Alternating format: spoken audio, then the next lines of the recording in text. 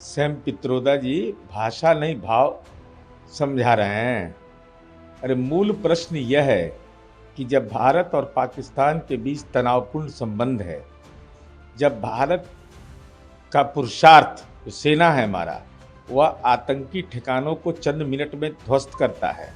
पहलगाम की दुखद आतंकी घटना होती है और ऐसी स्थिति में आपको पाकिस्तान होम लगने लगे तो शेल्टर होम है क्या? क्या है?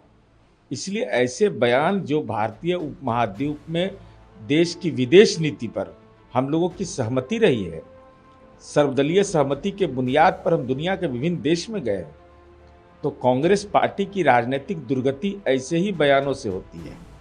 पवन खेरा ने इसको लेके कहा है कि सैम पित्रोदा ने जो बयान दिया वो तो मैं नहीं सुना हूँ, लेकिन आरएसएस हमेशा अखंड भारत की बात करती है, तो अगर कोई दूसरा करता है तो दिक्कत क्या है? माननीय पवन खेड़ा जी, सुना तो आपने सब है, लेकिन बचाव में उतर गए। अरे पूरी दुनिया के वैश्वीकरण की बात की जाती है, ग्लोबल मार्केट अब हो गया, ओपन मार्केट हो गया। इसका मतलब देश की भौगोलिक सीमा खत्म हो गई।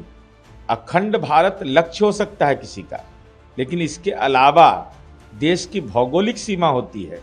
दुनिया में विश्व बंधुत्व का नारा हिंदुस्तान से निकलता है।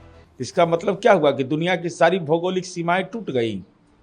अरे अपने अपने देश की संप्रभुता है, ऐसे बयान का बचाव नहीं करना चाहिए और कुतर्क नहीं देना चाहिए।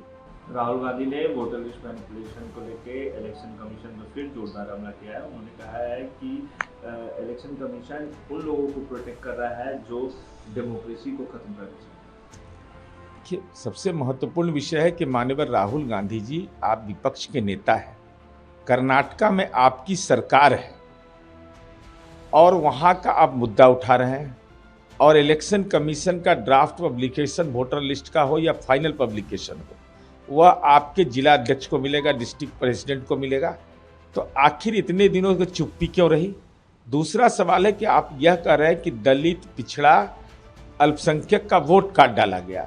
तो 2014 में जाति सर्वे हो चुका है, आज तक वह रिपोर्ट आपकी सरकार है डंप यार्ड में क्यों है? तीसरा सवाल मेरा राहुल जी आपसे है कि चुनाव आयोग एक संवैधानिक संस्था, उस पर आपका भरोसा टूट गया, तो सुप्रीम कोर्ट में माननीय योगेंद्र यादव जी से हमारी वैचारिक असहमति है, वह इंटरवेनर बन गए, तो आपको कौन रोक रहा है? अगर सुप्रीम कोर्ट में ही आप इंटरवेनर बन जाइए। अभी एसआईआर पर सुनवाई चल रही है। ये मीडिया के द्वारा सुनवाई का जो आपका प्रारूप है, वह अपने आप को बेनकाब कर रहा है कि सरकार आपकी, आपके रजम्मा मंत्री ने इस्तीफा दिया, आप सुप्रीम कोर्ट में इंटरवेनर नहीं बन रहे हैं, जाति सर्वे का रिपोर्ट आपने जारी नहीं किया, तो आखिर ये तर्क कैसा कि दलित और पिछड़ा और अति पिछड़ा का अल्पसंख्यक का कोई वोट काट डालेगा? डॉक्टर अंबेडकर ने जो अधिकार दिया है, कौन माई का लाल पैदा लिया है जो वोट के अधिकार से किसी को वंचित कर देगा? तेजस्वी यादव ने सीएम चेहरे को लेकर कहा कि आप थोड़ा धैर्य रखिए, ये भी क्लियर हो जाएगा कि कौन सीएम चेहरा है, लेकिन मेरा विश्वास अभी बिहार को बनाने में है, कौन मुख्यमंत्री बनेगा उसको। राजनीति में अपनी आंतरिक पीड़ा व्यक्त करने का अपना तरीका होता है। तो मान्यवर तेजस्वी यादव जी राहुल गांधी जी के पॉलिटिकल ड्राइवर तक बनना मंजूर कर लिया। उनकी बहन रोहिणी आचार्य, जिसने अपने पिता के लिए किडनी दान किया, और बेटी का सम्मान सब करता है, और उस बेटी को अपने भाई के लिए मन पीड़ा हुई कि हमारे भाई के साथ अन्याय हो रहा है, और उस स्थिति में मान्यवर लालू जी का ये सार्वजनिक अनुरोध कि महागठबंधन का नेता बनाया जाए, लेकिन राहुल गांधी जी की बेरुखी, उसके बाद बिहार का विकास तो लक्ष्य होना ही चाहिए। संपत्ति के विकास के साथ बिहार का विकास, ये समानांतर धारा नहीं होना चाहिए, क्योंकि वो दोनों समानांतर होगा तो लोगों का भरोसा टूटेगा। इसलिए हम समझते हैं कि मान न मान, मैं तेरा मेहमान के राजनीतिक स्थिति में तेजस्वी जी पहुंच चुके हैं।